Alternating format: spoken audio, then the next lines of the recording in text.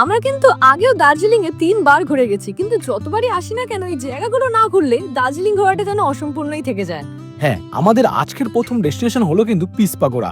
ওই যে মোমোকে দেখো একবার তুর করে সবার আগে ওপরে উঠছে।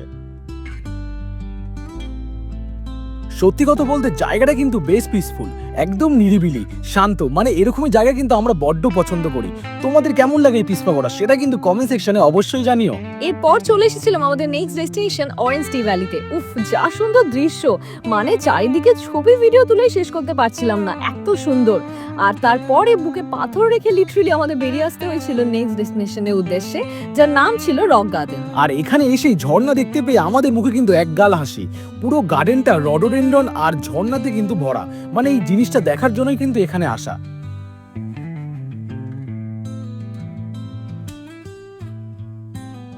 তারপর বিকেল হতে না হতেই চলে এসেছিলাম বাতাসিয়া লুপে, যেখান থেকে আশা করেছিলাম যে একটা মিষ্টি সূর্যাস্ত দেখবো, কিন্তু এত ঘন কুয়াশার মেঘ থাকায় সেই আশা আর পূর্ণ হয় না।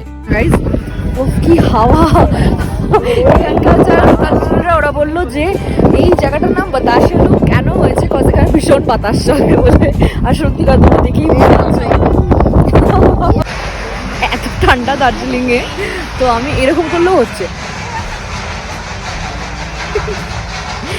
তো ঠান্ডা, আমরা পুরো জমে গেছি।